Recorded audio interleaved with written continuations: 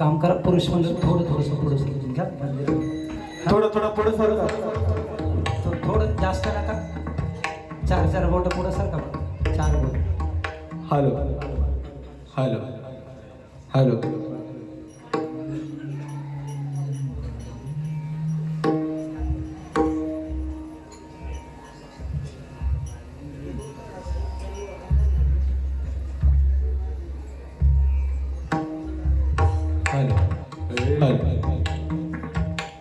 राम कृष्ण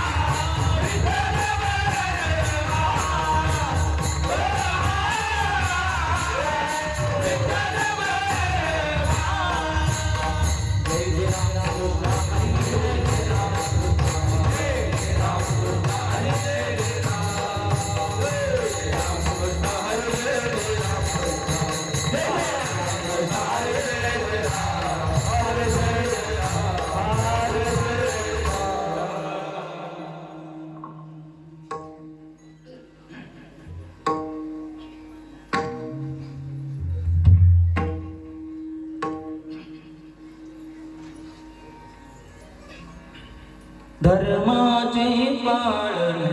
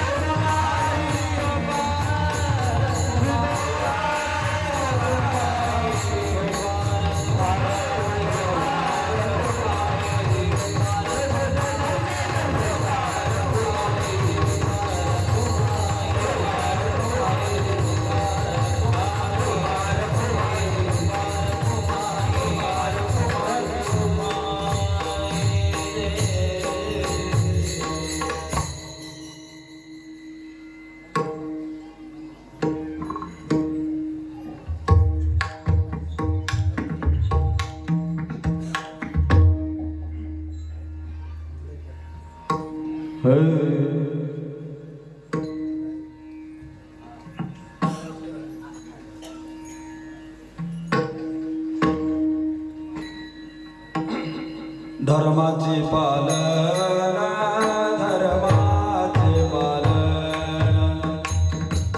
धर्माचे पालन धर्माचे पालन धर्माचे पालन धर्माचे पालन धर्माचे पालन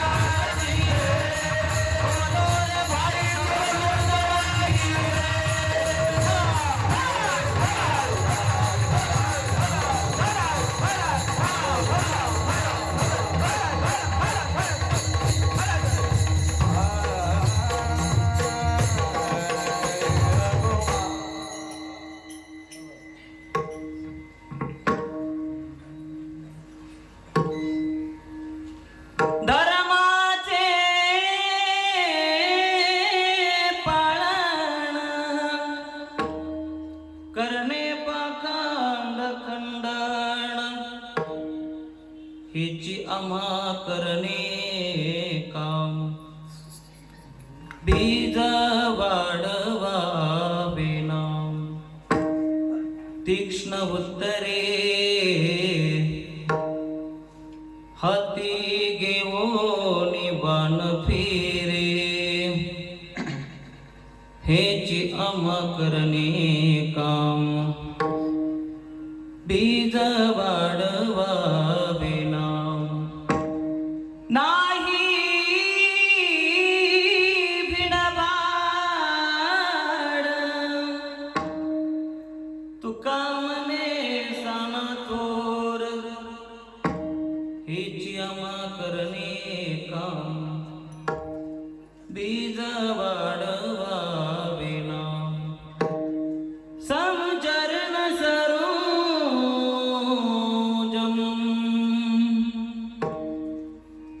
सांद्र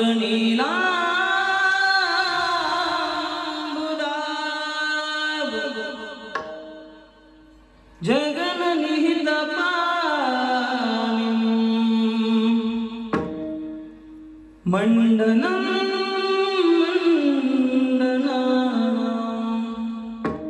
तरुण तुलसीमाला कंदरं कञ्जनेत्रम्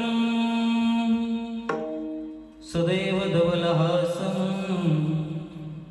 विठ्ठलं चिन्तयामि पाण्डुरङ्गा करो प्रसन्न पांडुरंगा करो प्रथमन पांडुरंगा करो प्रथमन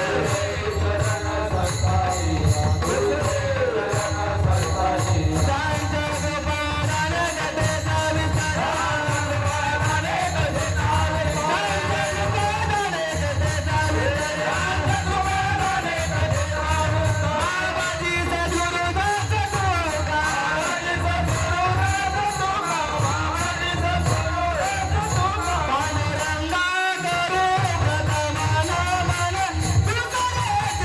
सावित्री जग पारान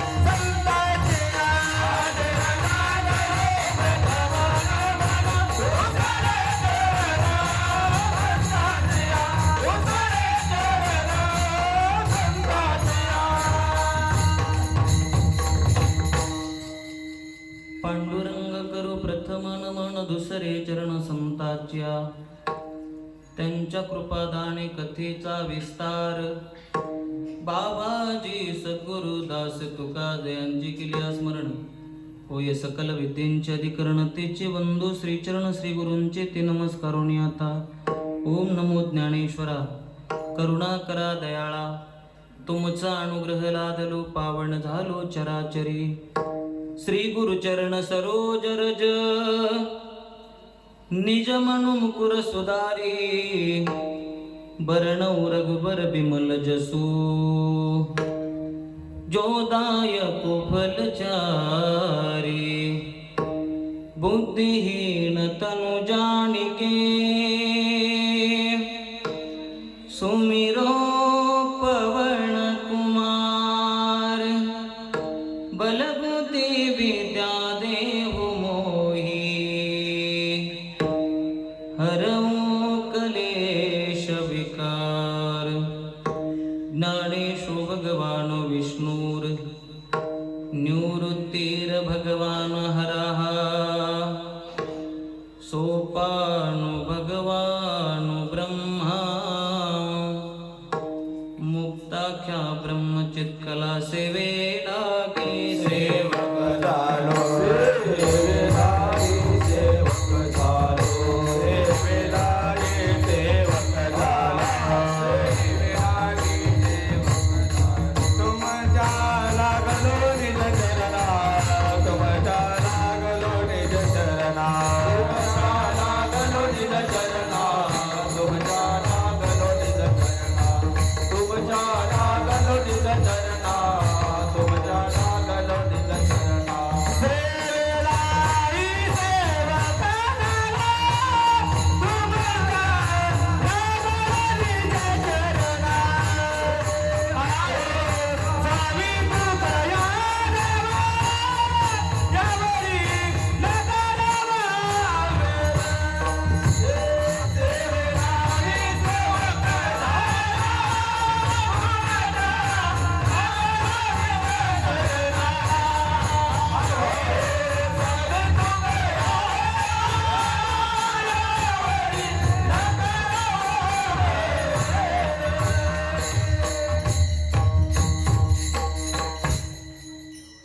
लागे सेवक झालो, तुमच्या लागलो निज चरणा.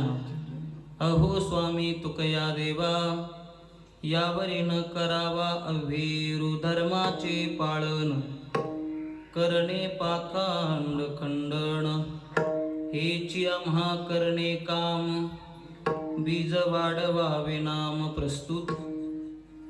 प्राप्त प्रसंगी प्राप्तस्थली कीर्तन रूपी सेवेकरता निवडलेला अभंग जगदवंदनीय जगद्गुरु श्री संत संतमान्य लोकमान्य जगमान्य वारकरी संप्रदायाच्या कलस्थानी असणारे देहूचे साधू संत श्रेष्ठ जगद्गुरु तुकोबाराय यांचा 4 चरणाचा आणि नामपर प्रकरणातला अभंग सेवेसाठी निवडला. विठ्ठल विठ्ठल.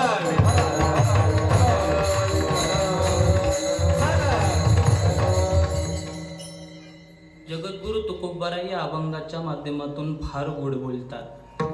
तुकोबाराय म्हणतात आम्हाला धर्माचं पालन करायचे, धर्माचे पालन. आणि या जगाच्या पाठीवर काही पाखंड आहे, त्या पाखंड्यांचं आम्हाला खंडन करायचंय आणि त्यांचं खंडन करणं हेच आमचं काम आहे. हेची आम्हा करणे काम. आणि आमच्या धर्माचं नाम जे बीज आहे ना, ते बीज आम्हाला लोकांपर्यंत पोचवायचे. हेची आम्हा करणे काम आणि बीज वाढवावे नाम. मग आम्ही हे धर्माचं बीज नाम लोकांपर्यंत पोचवण्याकरता जगद्गुरु तुकोबाराय म्हणतात आम्ही आमच्या हातामध्ये तीक्ष्ण उत्तराचे बाण घेऊन फिरू, पण आम्ही हे नाम लोकांपर्यंत पोचवल्याशिवाय राहणार नाही. जगद्गुरु तुकोबाराय सकारात्मक बोलतात. हेची तीक्ष्ण उत्तराचे बाण, तीक्ष्ण उत्तरे आणि हाती घेऊन बाण फिरे, पण हे नाम आम्ही लोकांपर्यंत पोचवल्याशिवाय राहणार नाही. तुकोबारायांना कोणीतरी विचारलं असावं, ठीक आहे तुकोबाराय, तुम्ही तीक्ष्ण उत्तराचे बाण तुम्ही तुमच्या हातामध्ये घेऊन फिराल आणि लोकांना सांगाल, तुमचं जे धर्माचं जे बीज नाम आहे ते लोकांपर्यंत तुम्ही पोचवाल.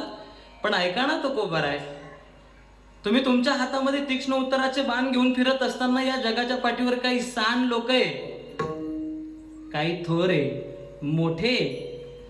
मग तुम्ही सगळ्यांकरता एकच फॉर्म्युला वापरणार का? तुकोबाराय म्हणाले, बाबा तो कितीही मोठा असो, तो कितीही सहान असो, तो कितीही थोर असो, त्याच्याशी आम्हाला काही घेणं देणं नाही. आम्ही त्याची अजिबात हे नाम लोकांपर्यंत पोचवण्याकरता आम्ही कोणाचीच बिडबाड बाळगणार नाही. नाही बिडबाड. अन तुका म्हणे साना थोर, तो सान असो, थोर असो, मोठा असो, आमचं एकच काम. हेची आम्हा करणे काम आणि बीज वाढवावे नाम. हा झाला अभंगाचा सरळ सरळ भावार्थ. अभंगाच्या संबंधाने विस्तृत चिंतन ठेवण्यापूर्वी थोडासा परिहार देणं उचित आहे, गरजेचं आहे. आजची ही कीर्तन रूपी सेवा की निमित्त हे सगळ्यांना श्रोते बघा, सगळ्यांना माहिती आहे, पण तरी सुद्धा वक्ता या नात्यानं सांगणं गरजेचं आहे. सालाबाद प्रमाणे चालत असलेला हा अखंड हरिनाम सप्ताह वर्ष 49वे, बरोबर आहे. आदरणीय अध्यक्षजींनी सांगितले की आमच्या पत्रिकेमध्ये जरा चुकीचं झालेलं आहे, पण 49 वर्ष आमच्या सप्ताहाला या वर्षामध्ये परिपूर्णत्वास होत आहे. अत्यंत गोड लाभलेली परंपरा असलेलं खऱ्या अर्थानं हे गाव. या गावामध्ये गेले 39 वर्षापासून निवृत्तीनाथ दादांचा पायदिंडी सोहळा पण पौषवारीमध्ये जातो आणि गेले पुढच्या वर्षी 50 वर्ष खऱ्या अर्थानं आपल्या या सप्ताहाला पूर्ण होणार आहे. इतकी गोड असलेली ही परंपरा आहे आणि या परंपरेमध्ये मला आजचा हा मिळालेला मान आहे. दुसऱ्या दिवसाची कीर्तन सेवा. मी आपला जास्त वेळ घेणार नाही, मी अगदी थोड्या वेळ बोलणार आहे. माझ्या सन्मुख बसलेल्या संपूर्ण माझ्या जगन्माता मुक्ताबाई, प्रथमतः आपल्या सगळ्यांच्या चरणावरती नतमस्तक होतो. माझ्या सन्मुख बसलेले संपूर्ण राजा जनकासारखे, राजा परीक्षितीसारखे आपण सगळे श्रोते मंडळी आहात, आपल्याही चरणावरती नतमस्तक होतो. कीर्तन सेवेसाठी माझ्या पाठीमागं उभं असलेलं संपूर्ण टाळकरी भजनी मंडळ, आजच्या या कीर्तनातली गाण गंधर्व सभा तर अत्यंत सुंदर आहे, अत्यंत श्रीमंत आहे, अत्यंत गोड गाणारी आहे. एवढे टाळकरी मंडळी तर आमच्या भागामध्ये पाहायला मिळत नाही मला. लईत लई 2-4 लोक सापडतात टाळकरी म्हणून. पण या गावचं गोड वैशिष्ट्य आहे, या गावामध्ये बाहेरून आलेले हे टाळकरी नाहीये, आपल्याच गावची सगळी ही बालगोपाळ मंडळी टाळ घेऊन उभी आहे. यांच्याकरता एकदा सर्वांनी जोरदार टाळी वाजवली. मी या गावाला खरंच मनापासून धन्यवाद देईल, मनापासून धन्यवाद देईल. आता आम्ही काही भटक्या विमुक्त जाती जमातीतले लोक नेहमी आम्ही फिरतो, पण प्रत्येक सप्ताहामध्ये वा प्रत्येक गावामध्ये एवढे लहान व एवढे तरुण टाळकरी मंडळी आम्हाला कुठंच सापडत नाही, कुठंच नाही. पण या गावचं गोड वैशिष्ट्य आहे, या गावामध्ये इतकी गोड सगळी लहान लहान बालक, तरुण असलेली ही सगळी भाविक टाळ घेऊन या ठिकाणी उभी आहे. कीर्तन साथी करता गायनाचार्य अत्यंत उत्कृष्ट आहे, सगळ्यांच्या चरणावरती नतमस्तक होतो. कीर्तन सेवेसाठी मृदंग आविष्कार, दोनही मृदंगाचार्य इंद्रासारखी वाजवणारी तुमच्याही चरणावरती नतमस्तक होतो. टाळ वाजवणारे अगदी उद्धवासारखे, विणा वाजवणारे नारदासारखे, साऊंड सिस्टीम सुद्धा अत्यंत गोड आहे, ज्यांच्यामुळं खरं तर आपण संपूर्ण मायबाप श्रोतवर्गांचं मला दर्शन होत आहे. या ठिकाणी येण्याचा सुयोग प्राप्त झाला आहे.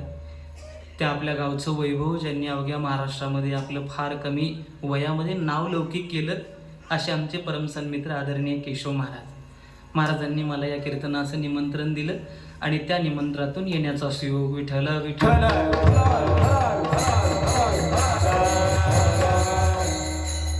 गोड वातावरण आहे बघा कीर्तनाकरता, अत्यंत सुंदर नियोजन आहे. खरं तर मंदिराकरता व सप्ताहाकरता जागा फार अपुरी, फार कमी आहे, पण एवढ्या कमी जागेमध्ये गोड ॲडजस्टमेंट आहे बरं का, सुंदर आहे. काही काही गावांमध्ये फार गोड गोड मोठमोठी सभा मंडप आहे, बसायला फार छान बिछा येते, पण लोक असतीलच हे मात्र सांगता येत नाही. पण या परिसरामध्ये मी काही लय वेळेला आलो नाही आणि आज जे कीर्तना करता आलो, आजच्या या गावचं कीर्तनातलं एक विशेष म्हणजे जागा नसतानाही आपापल्या जागेवरती जिथं मिळेल तिथं जसं वाटेल तसं आपण बसून कीर्तन ऐकतात. आदरणीय केशव महाराजांनी सांगितलं, काल 11:15 वाजेपर्यंत कीर्तन चाललं, महाराज तरी आमच्या गावातला एकही श्रोता उठला नाही. म्हटलं ठीक आहे, मग मला आज काय अडचण नाही 1 वाजेपर्यंत कीर्तन करायला, बरोबर आहे का नाही. मी मर्यादेच्या पुढे जाणार नाही. मी बोललो ना 1, काही काही लोकांचे चेहरेच पडले बरं, चेहरे पडू नका देऊ. आता जसे एकदम गुलाबाच्या फुलासारखे टवटवीत आहात ना, तसेच शेवटपर्यंत राहा. खरं सांगतो, वेळेच्या व मर्यादेच्या पुढे अजिबात जाणार नाही. विठ्ठल लोकांची मानसिकता असते बरं का. आपल्या सप्ताहामध्ये केशव महाराज 9 ते 11 वेळ आपण वेळ टाकली. प्रत्येक जण घरातून निघत असताना असा विचार करून निघतो की आपल्याला 9 ते 11 या वेळेत कीर्तन ऐकायचंय. 11च्या पुढं काटा निघाला की मानसिकता टिकत नाही महाराज. मग त्या कीर्तनकाराने लोकांना अमृत पाजू द्या, पण तरी ते पचत नाही बरं का. आणि एखादा कीर्तनकार त्या 11च्या पुढं बोलायला लागला ना, आता 11 ही वेळ सुद्धा अशी आहे ना महाराज, त्या वेळेच्या वा मर्यादेच्या पुढे जर माणूस गेला ना, तर लोक सुद्धा आ करतात बरं का. मग ते सकाळचे वाजू द्या नाही तर रात्रीचे वाजू द्या. सकाळचे 11 वाजले की लोक आ करतात, ते खाण्याकरता, आणि रात्रीचे 11 वाजले की ते झोपण्याकरता. याची जाणीव कीर्तनकाराला असली पाहिजे बरं का. लोकांचं असं असतं, एखाद्या वेळेला 9 ते 11 कीर्तनाची वेळ असते ना, 11:15 कीर्तन चालू झालेलं लोकांना चालतं बरं का, पण संपावं हे 11च वाजेला ही लोकांची मानसिकता असते. मला माहिती आहे, मी तुमच्या मानसिकतेच्या पुढे बोलण्याचा प्रयत्न करणार नाही आणि मला माहिती आहे ते पचणार पण नाही. बऱ्याच वेळेला बरेच कीर्तनकार खूप वेळ घेतात, लोकांचा खूप वेळ घेतात. वेळेच्या मर्यादेच्या पुढे जर गेले ना, तर त्याची चर्चा दुसऱ्या दिवशी गावात होते मला. दुसऱ्या दिवशी लोक त्याच्या संबंधाने बोलतात. लोक दुसऱ्या दिवशी म्हणत असतात, ए रातचा का तो भो होता का, मग का बाई होती का. विठ्ठल विठ्ठल विठ्ठल.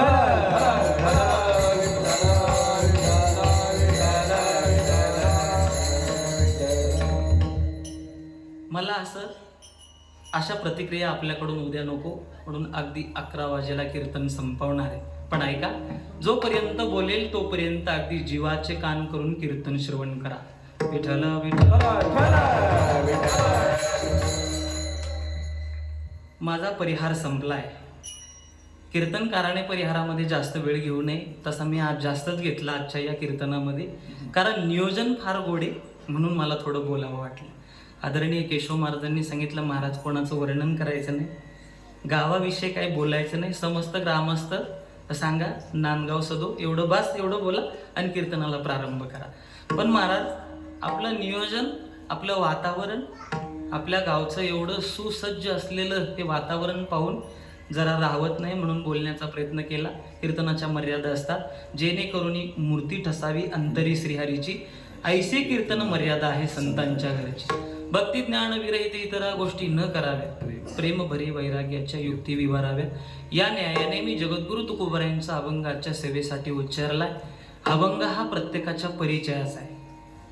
अभंगाची भूमिका प्रथमतः आपल्या समोर मांडतो. प्रत्येक अभंग सोडवत असताना आहे ना, प्रत्येक अभंगाला काहीतरी भूमिका असते बरं का. अभंगाच्या अगोदर काहीतरी भूमिका मांडून कीर्तनकाराने अभंगामध्ये प्रवेश करावा असा नियम आहे. म्हणून आजच्या या अभंगाची भूमिका थोडक्यात आपल्या समोर मांडतो आणि अभंगात प्रवेश करतो. बघा, अभंगाची भूमिका आहे का, अत्यंत सुंदर आहे. या अभंगाच्या भूमिकेच्या संबंधाने आपल्याला 3 वर्ग पाहायला सापडतात. पहिला वर्ग असा आहे, तो जगत असतो. दुसरा वर्ग असा आहे, तो जगवत असतो. आणि तिसरा वर्ग असा आहे, तो जागवत असतो. 3 वर्ग आहे, जगवणं, जगणं आणि जागवणं. शब्द सारखे वाटतात पण सूक्ष्म भेद आहे मराठी भाषेमध्ये. पहिला वर्ग जगत असतो, दुसरा वर्ग जगवत असतो आणि तिसरा वर्ग जागवत असतो. किंवा अधिक एक प्रक्रिया या संबंधाने ठेवण्याचा प्रयत्न करेल. जगत असतो ना, त्याला इथं जीव म्हटलं जातं. काय जगत असतो त्याला जीव म्हटलं जातं, जगवतो त्याला देव म्हटलं जातं आणि जागवतात त्यांना संत म्हटलं जातं.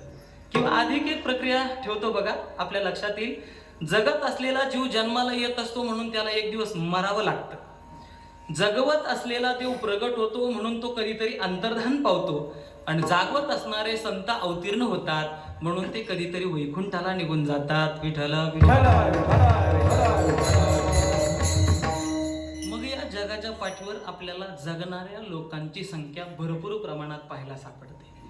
भरपूर लोक इथं जगत असतात बघा, भरपूर लोक जगतात. पण ऐका ना, माणसाने कुठपर्यंत जगलं पाहिजे ऐका, जोपर्यंत मनुष्याच्या जीवनाला काहीतरी किंमत आहे, मनुष्याच्या जगण्याला काहीतरी अर्थ आहे, मनुष्याच्या जीवनाला इथं राहण्यात काहीतरी रंग आहे, मनुष्याच्या जीवनाला काहीतरी किंमत आहे, तोपर्यंतच माणसाने इथं जगलं पाहिजे. ज्या दिवशी मनुष्याच्या जीवनाचा अर्थ संपून जातो आणि अर्थ संपून गेल्यानंतरही काही वेळेला काही लोक इथं जगताना आपल्याला पाहायला सापडतात, त्या जगण्याला समाज कधी किंमत देत नसतो बरं का. मी काय बोलतो आपल्या लक्षात येत आहे ना. जोपर्यंत किंमत आहे ना इथं जगण्यात, तोपर्यंत जगा. आणि किंमत संपल्यानंतर व अर्थ संपल्यानंतर जगणाऱ्या समाजाला लोक कधी इथं किंमत देत नाही महाराज. किंवा समजण्याकरता थोडं वेगळ्या भाषेत सांगतो, म्हणजे आपल्या पटकन लक्षात येईल बघा. वेगळ्या भाषेत, जसं आता आपलं कीर्तन चालू आहे, भाषा मराठीचे पण थोडं रुचेल पचेल या संबंधाने सांगतो. आपलं कीर्तन चालू आहे ना, कीर्तन चालू असताना एखादा म्हातारा माणूस काठी टेकवत टेकवत टेकवत मंडपापर्यंत येतो. मग सहज एखादा टाळकरी शेजारच्या टाळकऱ्याला विचारतो, का हो हा म्हातारा कोण आहे? तो समोरचा टाळकरी म्हणतो, रे तुला माहित नाही का, हा आपल्या गावचा रामभाऊ आहे. तो समोरचा म्हणतोय, हा आहेतच का अजून? काय म्हणतो, आहेच का भाऊ अजून? म्हणजे जगताच्या दृष्टिकोनातून तो याच्या फार आधी जायला पाहिजे होता, पण तो अजून जिवंत आहे. त्याच्या जिवंतपणाला काहीही अर्थ शिल्लक राहत नाही महाराज. आणि काही वेळेला याच्या उलट घडलेलं आपल्याला पाहायला सापडतं बरं का. उलट घडतं बघा एखाद्या गावामध्ये. उलट म्हणजे कसं तर ऐका, एखाद्या गावामध्ये काल्याचं कीर्तन चालू असतं. काल्याचं कीर्तन चालू असताना बाहेर गावावरून एखादा माणूस येतो आणि तो आल्यानंतर सतत सारखा इकडं तिकडं भिरभिर भिरभिर भिरभिर कोणाला तरी असं पाहत असतो, कोणाला तरी शोधतो, तो पाहत असतो.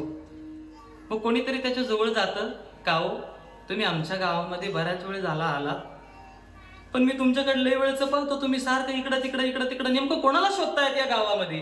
त्यावेळेला तो समोरचा माणूस म्हणतो, तुमच्या गावचे शामराव कुठे हो? शामराव दिसत नाही. ज्याला विचारलं जातं ना तुमच्या गावचे शामराव कुठे आहे, ते दिसत नाही.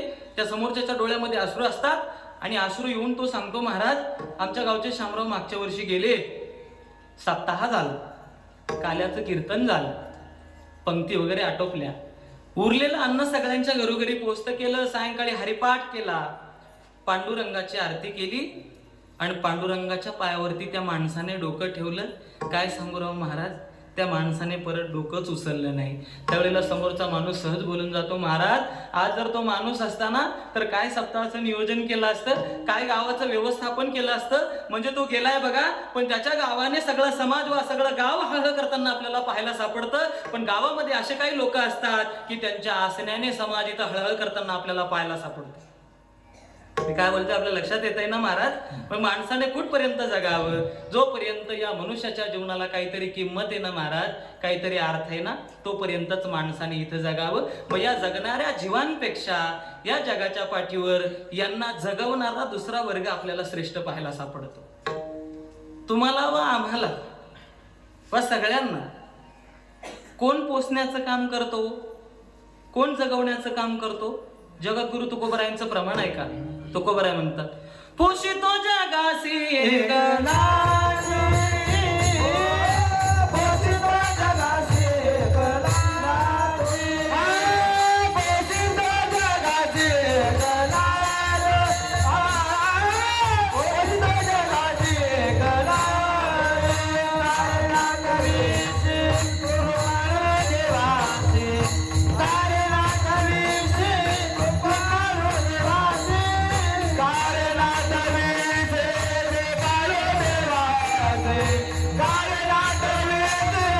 कृपाळू देवासी,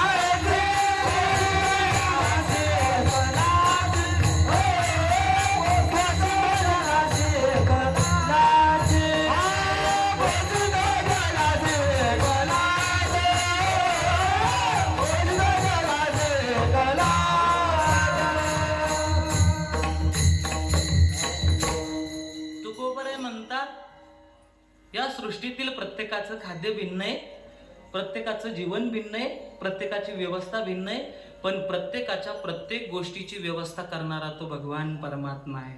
पोषितो जगासी एकला तो. जगद्गुरु तुकोबराय म्हणतात, त्यानं नुसतं विश्व नाही निर्माण केलं महाराज, जेने हे विश्व निर्मिले महर्षी देवा संस्थापिले, विस स्वर्गाते धरिले, सत्ता मात्रे आपुल्या, सकळ सिद्धीचा दातार. सगळ्यांना पोचण्याचं काम तो भगवान परमात्मा करतो बरं का महाराज. समाधान करता थोडं तुम्हाला रुचेल पचेल या संबंधाने सांगतो. इथं हायवे रोड आहे बघा, मुंबई इंदोर, जे आमच्या नाशिक वरून जातो पुढं, मी त्याच्याही पुढचं सांगितलं बघा. हायवे रोड आहे इथे जवळ. या रोडवर धावणाऱ्या गाड्या आपण सातत्याने पाहतो बघा. रोडवरच्या गाड्या आपण पाहतो. रोडवर धावणाऱ्या ज्या गाड्या आहे ना, त्या गाड्यांचा आपण कधीतरी विचार करा. त्या गाड्यांना त्यांच्या इंजिन नुसार आपल्याला डिझेल पेट्रोल टाकावं लागतं, बरोबर आहे की नाही? एअरटिगा गाडी आहे, एअरटिगा गाडी ती पेट्रोलवरही चालते, ती डिझेलवरही चालते, ती सीएनजी वा एलपीजी वर पण चालते. गाडी सारखी दिसायला, पेट्रोल डिझेल गाडी सारखी आहे, पण जसं इंजिन असेल ना तसं आपल्याला जसं टाकावं लागतं ना, तसं तो भगवान परमात्मा इथं प्रत्येकाला जे जे लागल ना ते ते देण्याचं काम तो भगवान परमात्मा. पोषितो जगासी, सगळ्यांना पोचण्याचं काम तो भगवान परमात्मा करतो.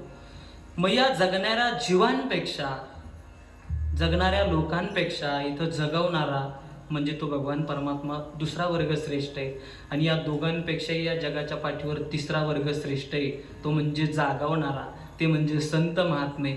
संत महात्म्यांचा जर आपण विचार जर केला ना तर संत महात्मे बघा कोणाकोणाला जागवतात. जागवणारे ना हे सामान्य जीवालाही जाग करतात, देवालाही जाग करतात आणि साधू संतांनाही जाग करतात.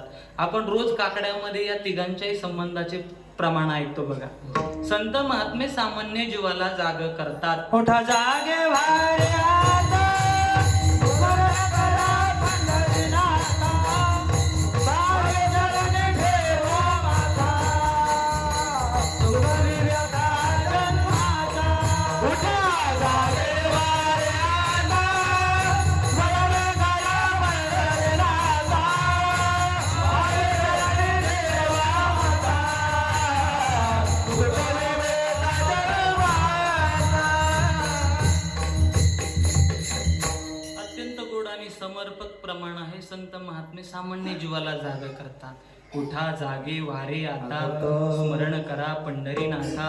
एवढंच नाही, संत महात्मे सामान्य जीवाला म्हणतात. उठा सकळ जन, उठले नारायण, उठा सकळ जन, उठले नारायण, उठा सकळ जन, उठले नारायण. उठा सकळ जन, उठले नारायण. आनंदले मुनी जना तिन्ही लोक, आनंदाने मुनी जगतले लोक, आनंदले मुनी जना तिन्ही लोक. आनंदाने मुनी जगतले लोक. करा जय जयकार, माझे सागर, माझे जगत, माझे गजर. संत महात्मे सामान्य जीवाला जाग करतात. उठा सकळ जन, उठले नारायण, आनंदले मुनिजन तिन्ही लोक. सामान्य जीवाला जाग करण्याचं काम संत महात्मे करतात. एवढंच नाही, सामान्य जीवाला नाही तर देवाला सुद्धा जाग करण्याचं काम संत महात्मेच करतात. उठा पांडुरंगा, आता दर्शन द्या सकळा. उठा पांडुरंगा, आता दर्शन द्या सकळा. झाला अर्णोदय, सगळी निद्रेची वेळा. झाला अर्णोदय, सगळी निद्रेची वेळा. संत साधू मुनी अवघे खांदेची गोळा. संत साधू मुनी अवघे खांदेची गोळा. संत साधू मुनी अवघे खांदेची गोळा. संत साधू मुनी अवघे खांदेची गोळा. उठा पांडुरंगा, आता दर्शन द्या सकळा. नाही का, पांडुरंगाला देवाला जागा करण्याचं काम संत महात्मे करतात. एवढंच नाही, संत महात्म्यांचा देवाला जागा करण्याच्या संबंधाचा अधिकार सांगतोय का, ऐका. जसं एखादा बाप आपल्या मुलाला म्हणतो बघा कधी कधी, ए बाळू, सूर्य डोक्यावर आला तरी अजून झोपला, लाज वाटत नाही का काही. तसं संत महात्मे देवाला म्हणतात, ए देवा, अरे निश्चिंतनं झोपलात, वाटत नाही का काय. का हो तुम्ही निश्चिंतीने, का हो तुम्ही निश्चिंतीने, मेरी जनाची हरी. का हो तुम्ही निश्चिंतीने, का हो तुम्ही निश्चिंतीने, का हो तुम्ही निश्चिंतीने, मेरी जनाची हरी. का हो तुम्ही निश्चिंतीने, आणि येते सुखारी वाहू कैसा परी. आणि येते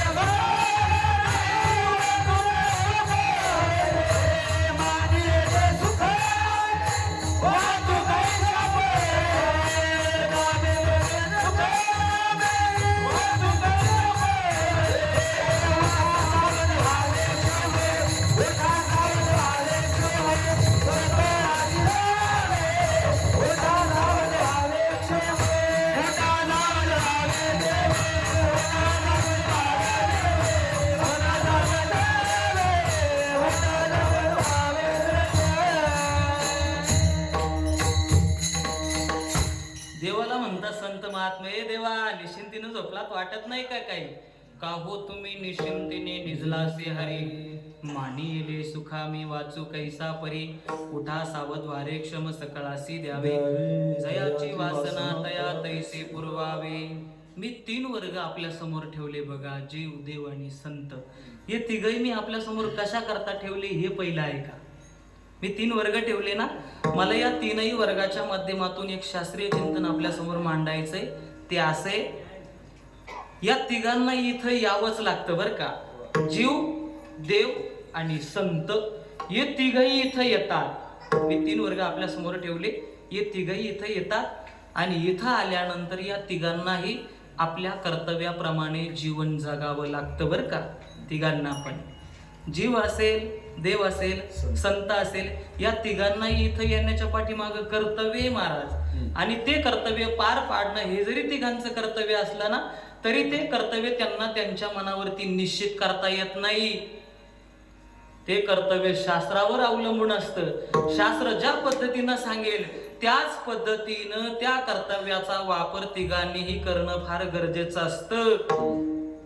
आपल्या मनावरती आपल्याला आपलं कर्तव्य निश्चित करता येत नाही महाराज, हे शास्त्रावर अवलंबून आहे. मग प्रामुख्याने मला जीवाचं कर्तव्य आपल्या समोर ठेवायचंय. बऱ्याच लोकांना माहित नाही आपण इथं कशा करता आलो. म्हणजे आज इथं कीर्तना करता आलोय हे प्रत्येकाला माहिती आहे, पण याच्या माध्यमातून आपल्याला काय साध्य करून घ्यायचंय हे बऱ्याच लोकांना माहिती नाही बरं का महाराज. बरेच लोक आपलं स्वतःचं कर्तव्य विसरले बरं का. विसरले हो लोक कर्तव्य. लोक कशालाही कर्तव्य मानायला लागले आता, कशालाही कर्तव्य. कधी कधी कीर्तनातून बोलू नये पण बोलण्याची वेळ येते महाराज. इथं आहे ना कर्तव्य सोडणारा फक्त माणूस आहे महाराज. आणि या माणसापेक्षाही कर्तव्य सांभाळणारे कधी कधी जनावर पुरले बर का. जनावर. बऱ्याच लोकांना माहित नाही आपलं काय कर्तव्य आहे. लोकांना माहित नाही, पण माणूस इतका खाली आला ना महाराज, त्याला आपलं स्वतःच्या कर्तव्याची जाण राहिली. थोडक्यात सांगू का माणूस किती खाली आला? मग सांगतो बघा. माणूस किती खाली आला बघा हो. चोर चोरी करतात आणि कुत्री पकडतात हो. त्याच्याही पुढे बोलण्याचा प्रयत्न करेल. नेमकी कुत्रा कोणाला म्हणावं हा फार मोठा प्रश्न आहे महाराज. त्याच्याही पुढे थोडं बोलण्याचा प्रयत्न करतो. ऐका. अजूनही चोराने चोरी केल्यानंतर, वाक्य ऐका, अजूनही चोराने चोरी केल्यानंतर चोर न पकडण्याचं कारण जे पोलिसांना माहितीये, वाक्य डबल सांगतो ऐका. इकडे लक्ष द्या. सिस्टीम वाले थोडा आवाज कमी करा.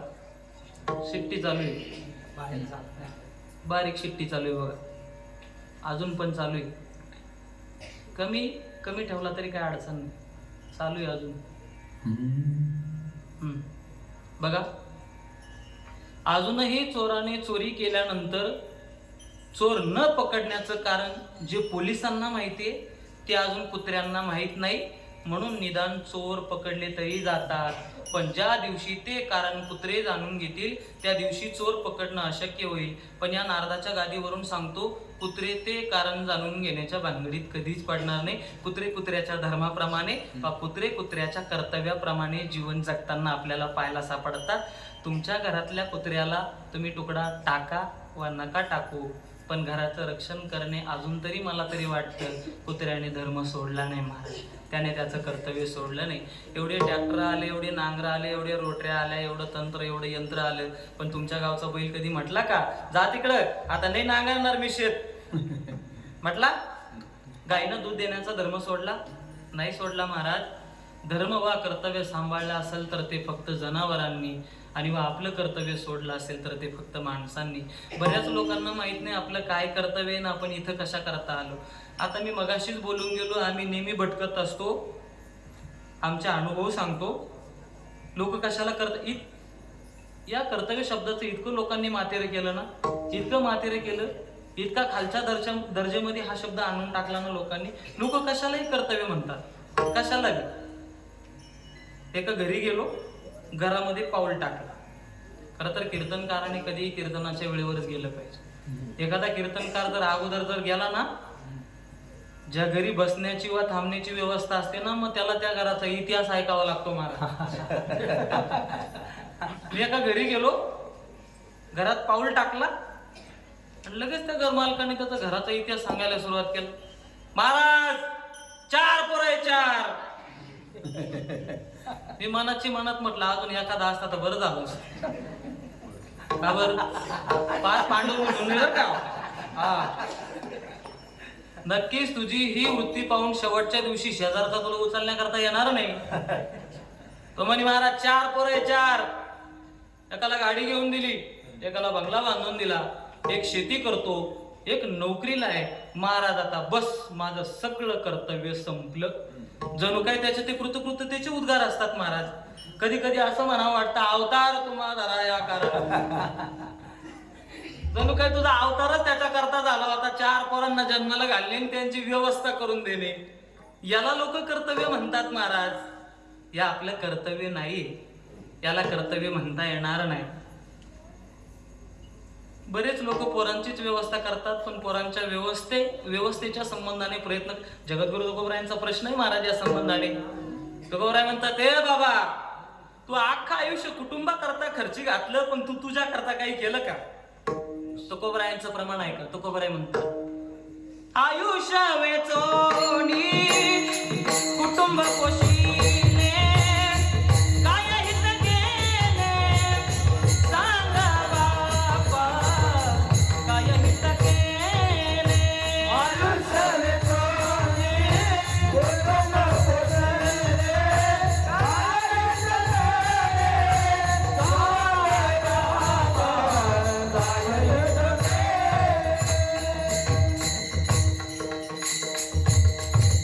तुकोबराय प्रश्न विचारतात, आयुष्य वेचोनी कुटुंब पोशिले अन काय हित केले सांग बापा. तू तुझ्या करता काही हित केलं का? हित आपण आपल्या करता काही केलं का हो? तिकडं लक्ष द्या तुम्ही. कसं असतं माहिती का? कीर्तनकार जे बोलतो ना, ती सगळी ताकद श्रोत्यांची असते बरं का.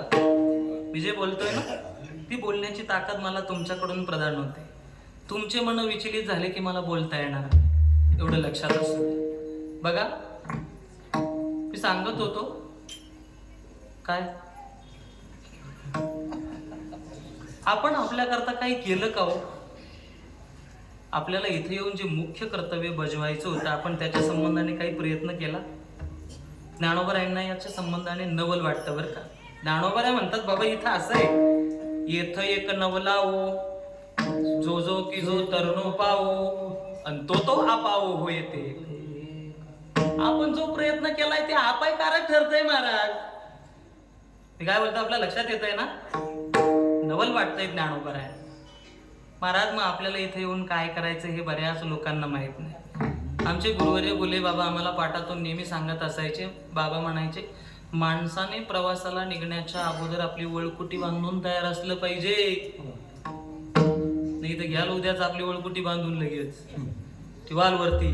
तसं नाही, आपल्या बरोबर काय येणार आहे त्याचाही माणसाने, माझं असं म्हणणं नाही की आपण आपल्या पोरांची व्यवस्था करू नये, केली पाहिजे, करा. पण ती करत असताना आपल्या बरोबर येईल त्याचा सुद्धा असं धन माणसाने कमवा की ते आपल्याला परलोकातही काम आलं पाहिजे. परलोकी येईल काम असं धन असलं पाहिजे. करा हरिभक्ती, परलोकी येईल काम. ऐशी जोडी करा राम कंठी धरा. असं काहीतरी आपल्या जीवनामध्ये कमवून ठेवा. मीराबाईने धन कमवलं होतं महाराज. मीराबाईचं धन कसं होतं ऐका. मीराबाई म्हणते, मी असं धन कमवलं, ते धन कधी संपतही नाही, ते कोणाला चोरता येत नाही, आणि उलट ते दिवसेंदिवस वाढत चालतं. आपलं याच्या सगळं उलटय महाराज, नाही का? मीराबाई म्हटलंय बघा, पायोजी मैंने, कोणतं धन कमवलंय बघा ना. पायोजी मैंने राम रतन धन पायो, पायोजी मैंने राम रतन धन पायो, पायोजी मैंने राम रतन धन पायो, पायोजी मैंने राम रतन धन पायो. ऐका मीराबाईचं धन कसं आहे ऐका. मीराबाई म्हणते, खर्चे नहीं कोई चोर न लेवे. खर्चही होत नाही, कोणाला चोरता येत नाही. खर्चे नहीं कोई चोर न लेवे, दिन दिन बड़ कसबायो, पायोजी मैंने राम रतन धन पायो, पायोजी मैंने राम रतन धन पायो.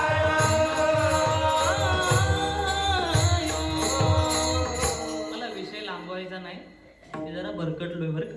खरं सांगतो, नारदाच्या गादीवर मला पुढं चालायचंय बघा. आपल्याला काय करायचंय, आपल्या जे बरोबर येईल त्याचा कधीतरी विचार करा. जगद्गुरु तुकोबरायांनी मनुष्य देहाची इति कर्तव्यता फक्त एका अभंगाच्या एका चरणामध्ये आपल्याला दर्शवली बघा. तुकोबराय म्हणतात तुला इथं येऊन काय करायचंय ऐका. मनुष्य देहाची इति कर्तव्यता जगद्गुरु तुकोबराय सांगतात. हा आयुष्याचा साधने सच्चिदानंद पदवी घेणे, हो सच्चिदानंद पदवी घेणे, सच्चिदानंद पदवी घेणे.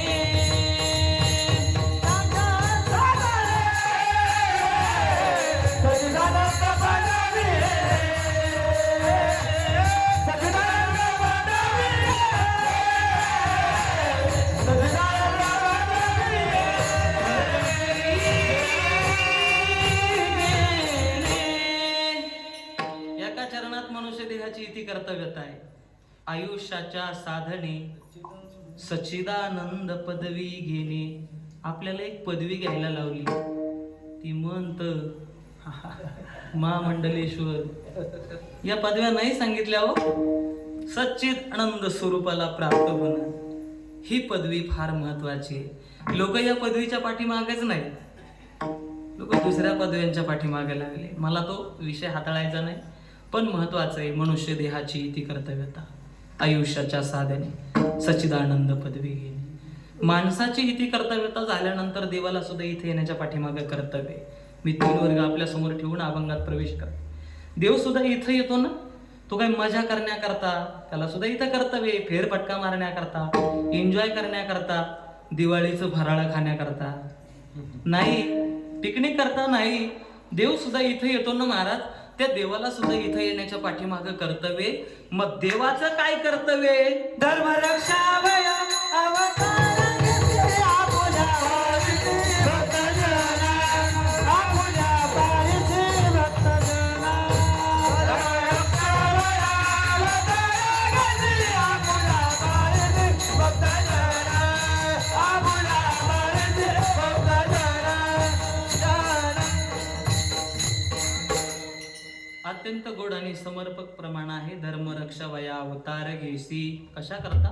धर्माचं रक्षण करण्याकरता अवतार घेसी आपुल्या पाळीसी भक्तजना. स्वतः भगवान परमात्मा आपल्या कर्तव्याचा वापर आपल्या मुखातून सांगतात बरं का. ऐका, स्वतः भगवान परमात्मा सांगतात मी इथं कशा करता येतो. यदा यदा ये धर्मस्य ग्लानिर्भवति भारत अभ्युत्थान धर्मस्य तदात्मानं सृजाम्यहं परित्राणाय साधूनां विनाशाय च दुष्कृताम धर्म संस्थापनार्थाय संभवामी युगे युगे. किंवा ज्ञानोबराय सांगतात ऐसी ऐसी या काजा लागी अवतरी मी युगायुगी धर्माशी नीतीशी शेजवरी. किंवा तुकोबराय सांगतात हेतू कामने धर्म संस्थापने केला नारायणे अवतार.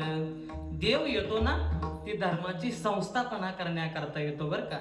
धर्माची स्थापना नाही बर का. स्थापना करणं वेगळं आणि संस्थापना करणं वेगळं. बऱ्याच लोकांचा या श्लोकाच्या संबंधाने जरा वेगळा गैरसमज. देव येतो ना, ते इथं धर्म स्थापनेसाठी नाही येत. ज्या ज्या वेळेला धर्माला ग्लानी येते ना, त्या त्या वेळेला त्या धर्माचं रक्षण करण्याकरता देव येतो. इथं काही दर वेळेला आला म्हणजे वेगवेगळे धर्मदेव इथं स्थापन करत नाही महाराज. धर्म अनादी कालापासून स्थापन झालेला आहे आणि अनादी कालापासून स्थापन झालेल्या त्या धर्माला ज्या ज्या वेळेला ग्लानी येते ना, त्या त्या वेळेला तो भगवान परमात्मा अवतार घेऊन त्या धर्माचं रक्षण करतो.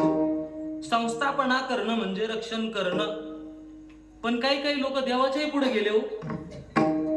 देव येतो ते धर्माचं रक्षण करण्याकरता, पण काही काही लोक देवाच्या पुढे गेले, आपला स्वतःचा धर्म काही काही लोकांनी स्थापन केला महाराज. केला का नाही? देव येतो त्याचं रक्षण करण्याकरता आणि काही काही लोक आपले स्वतःचे धर्म काढून बसले महाराज. पण एक विचारू का आपल्याला, बऱ्याच लोकांनी धर्म काढले आपले स्वतःचे, त्यांची अवस्था कशी सांगतो ऐका. तुम्ही कुत्र्याची छत्री पाहिली का? इकडे असते ना कुत्र्याची छत्री. मला एक सांगा, ती किती दिवस असते हो? पाहिली ना तुम्ही? किती दिवस असते? काकांनी सांगितलं 2-3 दिवस असते. मी पाहिली बरं का. मी पण एक शेतकरी आहे. नेहमी पाहतो पावसाळ्याच्या दिवसामध्ये आपल्याला त्या पाहायला मिळतात बघा. ते कुत्र्याच्या छत्रीचं वैशिष्ट्य असं आहे, तुम्ही आज पहा, दुसऱ्या दिवशी जाऊन पहा, दुसऱ्या दिवशी परत जाऊन पाहायचं ती आहे की नाही. एकतर तिचं एखाद्या बाजूचं पातं गळलेलं असतं, नाही तर वरचं छत गेलेलं असतं आणि फक्त दांडा शिल्लक असतो. तुम्ही जाऊन पाहा. त्यांनी सांगितलं 3 दिवस, पण मला नाही वाटत मला कधी 3 दिवस आढळली नाही. ती फक्त एकच दिवस तुम्हाला पाहायला सापडेल कुत्र्याची छत्री. तसं बऱ्याच लोकांनी आपापले धर्म स्थापन केले, पण त्यांची अवस्था पुढचं मी सांगू का आता, हे तुम्हाला पुढचं माहिती आहे.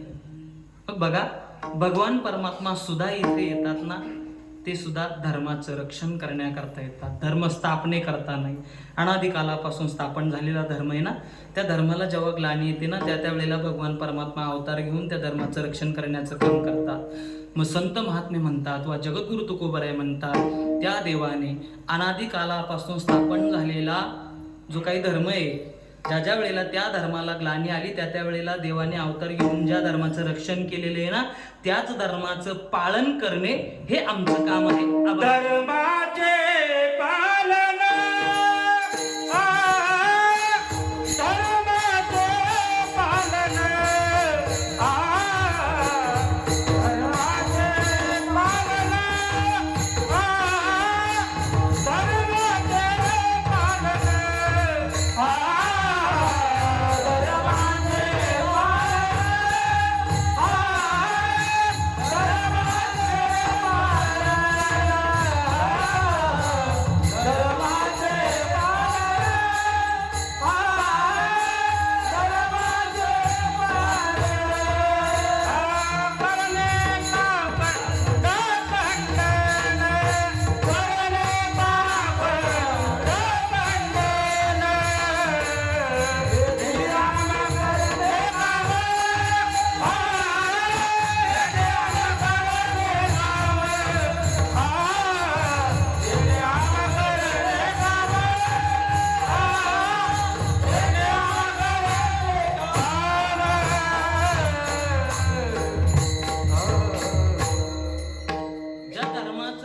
भगवान परमात्मेनं केलं ना, त्याच धर्माचं पालन करणे हे आमचं काम आहे.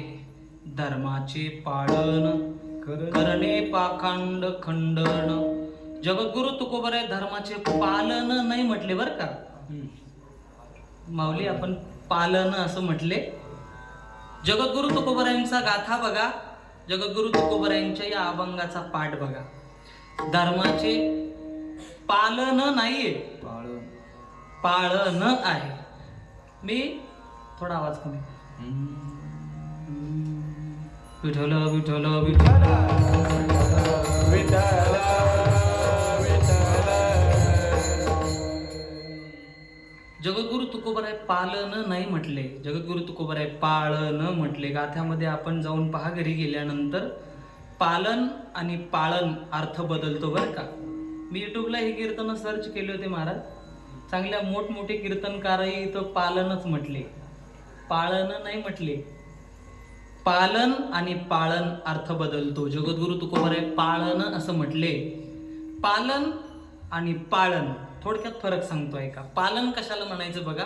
पालन, बाप आपल्या मुलाचं जे करतो त्याला पालन असं म्हटलं जातं. बाप आपल्या मुलाचं जे करतो त्याला पालन असं म्हटलं जातं, आणि मुलाने बापाच्या आज्ञेचं करायचं असतं त्याला पाळन असं म्हटलं जातं. मग जगद्गुरु तुकोबराय म्हणतात, आमच्या बापाने ज्या धर्माचं पालन केलेलं आहे ना, त्याच धर्माचं पालन करणे आमचं काम आहे. पालन आणि पाळन आपल्या अर्थ लक्षात आला असेल. जगद्गुरु तुकोबराय म्हणतात, धर्माचे पालन करणे पाखंड खंडन. एखाद्या जाणकार श्रोत्याच्या मनामध्ये असा प्रश्न निर्माण होईल, का हो महाराज, जगद्गुरु तुकोबराय धर्माचे पाळन म्हटले, पण तुकोबरायांनी धर्माचा नामोल्लेख या अभंगामध्ये कुठंच केला नाही बरं का, कुठंच नाही. धर्माचे पालन करणे असं जगद्गुरु तुकोबराय बोलले, पण धर्माचा नामोल्लेख या अभंगामध्ये नाही. संत महात्म्यांनी आपल्या धर्माचा उल्लेख कधी केलाच नाही महाराज, नाही केला. मग जगद्गुरु तुकोबरायांना अभिप्रेत असलेला नेमकी धर्म तरी कोणता आहे? जगद्गुरु तुकोबराय तर धर्माचे पालन बोलले की नाही? मग तुकोबरायांना अभिप्रेत धर्म तरी कोणता आहे? या जगाच्या पाठीवर 1756 धर्म आहे महाराज. मी फक्त बोलता बोलता बोलून गेलो बरं का, नाही तर तेवढेच गृहीत धरा. आपली बोलण्याची भाषा आहे. मी तुला 100 वेळा सांगितलं, एकदा दोनदा सांगतो पण म्हणतो 100 वेळा. अहो लई धर्म आहे महाराज या जगाच्या पाठीवर. मग जगद्गुरु तुकोबरायांना नेमका कुठला धर्म अभिप्रेत आहे? निज धर्म हा निज धर्म हा निज धर्म निज धर्म नाम उच्चारू घडघडा नाम उच्चारू घडघडा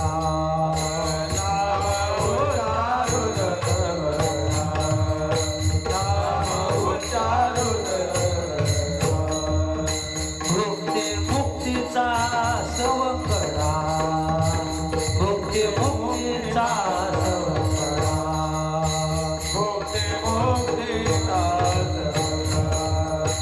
भोक्ते भोक्तेचा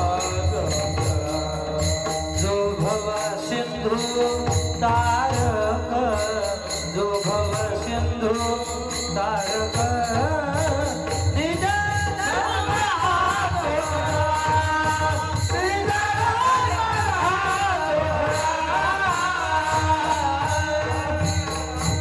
तुकोबराय बोलले निज धर्म हा नाम उच्चारू. बघा जगद्गुरु तुकोबरायांनी हा धर्म सांगितला आहे, पण या अभंगामध्ये तुकोबराय धर्माचे पालन बोलले, पण धर्माचा त्यांनी नामोल्लेख केलेला नाहीये. पण ऐका, जगद्गुरु तुकोबरायांनी जरी धर्माचा नामोल्लेख केला नाही ना, पण आपल्याला अनुमानाने बघता येतं जगद्गुरु तुकोबरायांना कुठला धर्म अभिप्रेत आहे. तसं महाराजांनी एक प्रमाण दिलंय. अनुमानाने आपल्याला शोधता येतं बरं का. एखाद्या वेळेला एखाद्या गोष्टीची सरळ सिद्धता होत नसेल ना, तर त्याच्याकरता अनुमान काढावं लागतं. काय काढावं लागतं? हनुमान नाही बरं का. हा, तसे हनुमान हे रामायणातले अनुमानच होते बरं का. मी काय बोलतो आपल्या लक्षात येतं ना. हनुमान हे रामायणातले अनुमानच होते महाराज. पहिले हनुमान जायचे ना, अनुमान काढून यायचे आणि मग रामप्रभू जायचे. बरोबर आहे की नाही? अनुमान तुकोबरायांनी धर्माचा नामोल्लेख नाही केला, पण अनुमानाने आपल्याला शोधता येतं की जगद्गुरु तुकोबरायांना कुठला धर्म अभिप्रेत आहे.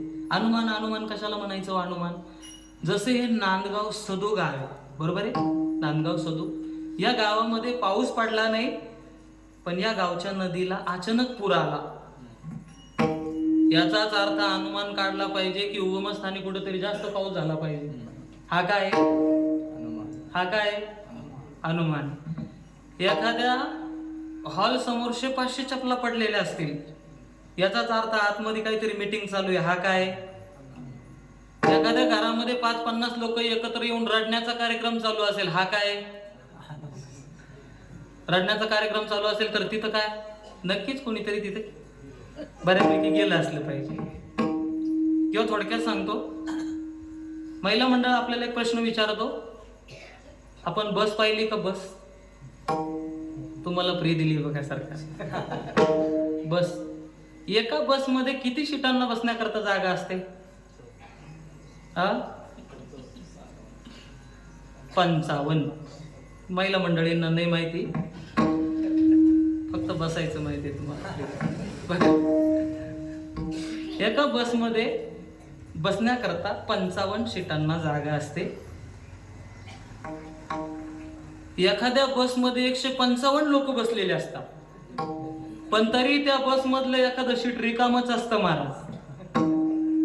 ज्या बसमध्ये 55 सीटांना बसण्याकरता जागा असते ना, त्या बसमध्ये 155 लोक बसलेले असतात, पण तरीही त्या बसमध्ये एखाद्या वेळेला एखादं सीट रिकामच असतं. याचाच अर्थ त्या सीटवर कोणीतरी काहीतरी करून ठेवलेलं असतं.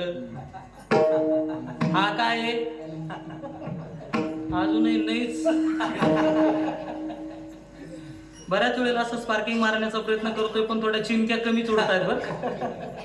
चिमक्या थोड्या कमी उडतात. आधी थोडक्यात सांगतो आणि पुढे चालतो. काय झालं, सकाळची वेळ होती. मुलगा आणि बाप पेपर वाचत बसला होता बाहेर कोवळ्या उन्हामध्ये. मुलगा अभ्यास करत होता तेवढ्यात घरामधून एक काचेचं भांड फुटण्याचा आवाज त्यांच्या कानावर पडला. बापाने तो आवाज ऐकला, घरामध्ये काहीतरी काचेचं भांड फुटलं म्हणून मुलाला सांगितलं, ए बाळू उठ, घरामध्ये जा, घरामध्ये तुझी बहीण आहे, तुझी बायको आहे, तुझी आई आहे, पैकी जाऊन पाहुणे कोणाच्या हातून काचेचं भांड फुटलं. मुलगा एक नाही दोन नाही, बाप परत त्याला म्हणाला, ए उठ, काचेचं भांड फुटण्याचा आवाज घरामधून आला, कोणाच्या हातून पैकी फुटलं जाऊन पाहुणे, तरी तू एक नाही दोन नाही. तिसऱ्या वेळेस शेवटी बाप चिडला. बाप म्हणे, ए मूर्खा, तुला दोनदा सांगितलं ऐकायला येत नाही का? जा पैकी काचेचं भांड कोणाच्या हातून फुटलं जाऊन पाहुणे. तो मुलगा म्हणाला, ओ इथून न जाता इथूनच सांगितलं तर. बाप म्हणाला, तू काय अंतर्ज्ञान आहे का? मुलगा म्हणाला, त्याच्याकरता अंतर्ज्ञानाची गरज नाहीये, बरं सांग म्हणे कोणाच्या हातून फुटलं असावं. तो मुलगा म्हणाला, ऐका म्हणे पप्पा, कदाचित माझ्या बहिणीच्या हातून जर काचेचं भांड फुटलं असतं ना, तो 2-4 शिव्या तरी निदान इथपर्यंत ऐकायला आल्या असत्या. ज्या अर्थी शिव्या ऐकायला आल्या नाही ना, याचाच अर्थ काचेचं भांड माझ्या बहिणीच्या हातून फुटलं नाही. घरामध्ये 2 नंबर माझी बायको आहे, बरोबर आहे, माझी बायको आहे. माझ्या बायकोच्या हातून जर काचेचं भांड फुटलं असताना तर तिचा उद्धार, तिच्या खानदानाचा उद्धार, तिच्याबरोबर माझा उद्धार. ज्या अर्थी हेही काही ऐकायला येत नाही, याचाच अर्थ काचेचं भांड माझ्या बायकोच्या हातूनही फुटलं नाही. मग घरामध्ये 3 नंबर माझी आई आहे. ज्या अर्थी काचेचं भांड घरामध्ये फुटलं, पण फुटल्यानंतरही घरामध्ये मौन श्रद्धांजलीचा कार्यक्रम चालू आहे. याचाच अर्थ काचेचं भांड हे माझ्या आईच्या हातून फुटलंय. हा काय आहे आता तरी कळलं का नाही? का अजून पुढे सांगू एखादं? नको ना, माझ्याकडे वेळ कमी. बघा, अनुमान.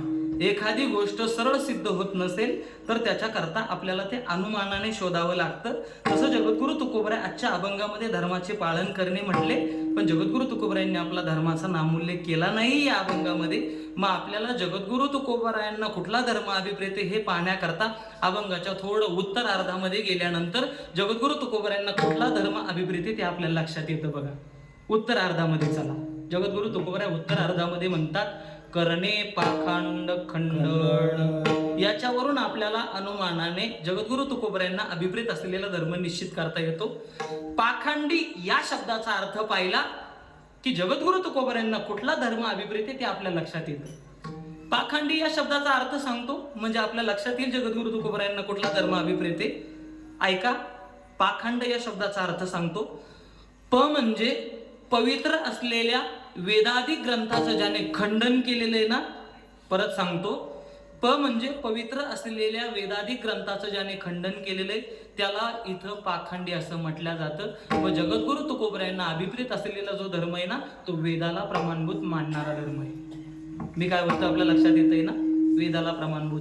नाही तर इतरत्र त्याच संत वाङ्मयाचे इतरत्र त्या अर्थाने कसे प्रमाण आले ते शोधा, म्हणजे आपल्या लक्षात येईल जगद्गुरु तुकोबरायांना काय म्हणायचंय ते. मग बघा, पाखंड या शब्दाच्या संबंधाचे तुम्ही प्रमाण बघा. मी काय तुम्हाला लय प्रमाण सांगणार नाही, तुम्ही घरी जाऊन शोधा. 1-2 सांगतो आणि पुढे चालतो, म्हणजे तुमच्या लक्षात येईल तुकोबरायांना कुठला धर्म अभिप्रेत. बघा, जगद्गुरु तुकोबराय म्हणतात, वेदा निंदी जो चांडाळ. जो वेदाला मानत नाही तो या जगाच्या पाठीवर पाखंडी. वेद मान्य जगद्गुरु तुकोबरायांना धर्म अभिप्रेत आहे. पुढं सांगतो, ऐका. जगद्गुरु तुकोबराय म्हणतात, बाबा वेदबाह्य टिंब टिंब, मला टिंब टिंब म्हणायचं आहे तर तुम्ही घरी जाऊन तुमच्या गात्यात शोधा. बोली जे पाखंड त्याचे काळे तोंड जनामध्ये. तुकोबरायांचं एवढं प्रमाण लक्षात ठेवून घरी जाऊन बघा. वेदबाह्य टिंब टिंब बोली जे पाखंड त्याचे काळे तोंड जनामध्ये. मग जगद्गुरु तुकोबरायांना जो अभिप्रेत धर्म आहे ना महाराज या जगाच्या पाठीवरचा, तो म्हणजे वेदाला प्रमाणभूत मानणारा धर्म आहे. मग तो कुठला का धर्म असे ना, बरं का महाराज, कुठला का धर्म असे ना, फक्त वेद मान्य असला पाहिजे. वेदाच्या व्यतिरिक्त असलेला धर्म जगद्गुरु तुकोबरायांना मान्य नाही. मग या जगाच्या पाठीवर जे वेद मान्य नाही त्याला इथं पाखंडी असं म्हटलं जातं. आणि तुकोबराय म्हणतात, आम्हाला त्यांचं तर खंडन करायचं इथं. करणे पाखंड खंडन. मग असं काय पाखंड आहे या जगाच्या पाठीवर? अनेक पाखंड आहे. ज्ञानाचं पाखंड आहे, उपासनेचं पाखंड आहे, भक्तीचं पाखंड आहे. मला हे सगळे पाखंड सांगण्याकरता इथं वेळ नाही. पण आता मला तरी वाटतं आपला कुठला महिना चालू आहे? मार्गशीर्ष महिना चालू. काल कोण वार होता? हा, गुरुवार. काय होतं काल? उपासनेचं पाखंड सांगतो, बाकीचे पाखंड सांगणार नाही आणि पुढे सांगतो. मला अजून भरपूर अभंग सोडवायचा आहे. उपासनेचं या जगाच्या पाठीवर अनेक प्रकारचं आपल्याला पाखंड पाहायला सापडतं. कालचा गुरुवार गेला असेल. आमच्याकडे त्या महालक्ष्मीच्या पोथ्या चालतात. तुमच्याकडे चालतात काही? गुरुवारी मार्गशीर्ष महिन्यामध्ये आमच्याकडे त्या माता माऊल्या उपवास धरतात बरं का. बरं, त्या महालक्ष्मीच्या पोथ्यांचं लय गोड नियोजन आहे महाराज, लय छान. असं कुठल्याच संप्रदायाला जमलं नाही. ती साखळीच जमली नाही कोणाला. साखळी लय गोड आहे. महालक्ष्मीच्या त्या पोथ्या वाटण्याची साखळी ना लय गोड आहे महाराज. एका बाईनं ते उपवास करायचे.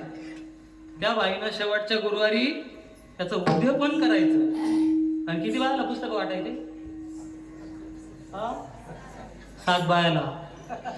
एक बाई 7. मग त्या 7 बायाला ते उपवास धरावे लागतात. आणि त्या 7 बायाला परत 7 बायाला पुस्तक वाटावे लागतात. जमलं का महाराज आजपर्यंत कुठल्या तरी संप्रदायाला एवढी गोड साखळी? नाही जमली, जमणारही नाही. पण ऐका, कधीतरी या मोबाईलला सर्च करून बघा, गुगलला. त्या पोथी तुम्ही वाचतात ना, त्या पोथीमध्ये 8 नगर आहे ना. ती श्याम बाला मी पण लहानपणी वाचायचो. माझ्या आई म्हणायची वाच. नाही इलाज को क्या इलाज आहे, काही कळत नव्हतं तेव्हा, वाचावं लागलं. बघा बरं, आमच्या आईला वाचता येत नव्हतं. तुम्ही तेव्हा ती लहानपणी वाचली होती आळंदीला जाण्याच्या अगोदर. ते मला जेव्हा कळायला लागलं ना, तेव्हा या मोबाईलवरती 8 नगर सर्च केलं. तुम्ही घरी जाऊन सर्च करून पहा. इथं नका करू, नाही तर महाकीर्तनाच्या जागी तुम्ही लगेच ते काढून सर्च करीत बसाल. मी सांगितलं म्हणजे घरी जाऊन करून पहा, सापडणार नाही ते कुठे 8 नगर नाहीये. त्याच्याही पुढे बोलतो हे तोटांगे. त्याच्याही पुढे बोलतो आमच्या माता माऊल्यांना प्रश्न विचारतो, तुम्ही इतके दिवस झाले गुरुवारची महालक्ष्मीची पोथी उपवास करतात, पण आली का हो एखाद्या माता माऊलीच्या घरी? आली असेल तर द्या बाबा. नांदगाव सदूमध्ये चांगला गोड सप्ताह चालू आहे, द्या सप्त्याला काहीतरी वर्गणी द्या. आली कोणाच्या घरी आली असेल तर द्या बाबा. एवढा एकच सप्ताह त्या एकाच बाईनं उचलला तरी चालेल. पुढं तर सांगतो ऐका, आली तर नाही. आणि त्याच्याही पुढं बोलतो तुम्ही करतात ना, आली तर नाही. आणि त्याच्या पुढं तर सांगतो ती येणार आहे नाही. बरं काय येणार नाही ते ऐका. काय येणार नाही ते तुम्हाला कळायला पाहिजे. ऐका, तुम्ही तिची पोथी वाचतात, तुम्ही उपवास धरतात, तिची एवढी पूजा करतात, आणि तुम्ही तिच्या नवऱ्याला हिंग लावून विचारित नाही हो. येईल का ती? काय मध्ये तुमचं? समजा ती जर तुमच्या घरी येण्याकरता निघाली बॉ, निघाली भगवान विष्णू, ती पतिव्रता आहे, ती पाय दाबते भगवान विष्णूची. समजा ती जर निघाली ना, भगवान विष्णू विचारतील कुठं चालली? ती सांगाल चालले मी माझ्या भक्तिनीच्या घरी. भगवान परमात्मा सांगतील पहिले फारकत घे मग जा तिच्या घरी. नाही सापडणार तुम्हाला या महालक्ष्मीचा, या पोथ्यांचा उल्लेख कुठल्याच ग्रंथात पाहायला सापडणार नाही. हे सुद्धा या जगाच्या पाठीवरचं एक उपासनेचं पाखंड आहे. उघड बोललोय मी. आपल्याला कुठं शोधलं, कुठं काही सापडलं, याचा काही आधार मिळाला, वेदामध्ये काही रुचा भेटल्या तर दाखवा. म्हणून या जगाच्या पाठीवर असा अनेक पाखंड आहे की ज्याला कुठलाही शास्त्र आधार नाही. संत महात्मे म्हणतात आम्हाला त्याचं खंडन करायचंय. करणे पाखंड खंडन. संत महात्मे म्हणतात सकारात्मक बोलतात, आम्हाला हेच करायचंय. हेची आम्हा करणे काम, हेची आम्हा करणे काम, हेची आम्हा करणे काम, हेची आम्हा करणे काम. बीज वाढ वाढे नाम, बीज वाढ वाढे नाम. हेची आम्हा करणे काम, हेची आम्हा करणे काम.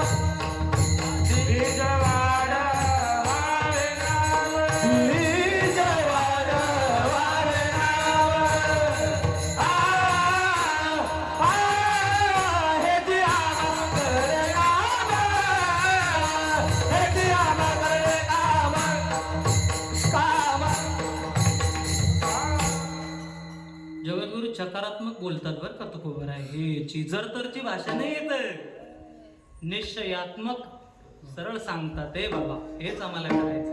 हेची आम्हा करणे काम बीज वाढवावे नाम. तुकोबर आहे म्हणतात आमच्या धर्माचं जे बीज नाम आहे ना ते आम्हाला वाढवायचे. बीज आणि फळ हरीचे नाम, सकळ पुण्य सकळ धर्म, सकळ काळाचे हे वर्म, निवारी श्रम सकळ, असं असलेलं जे काय भगवान परमात्म्याचं नाम ते आम्हाला लोकांपर्यंत पोहोचवायचे.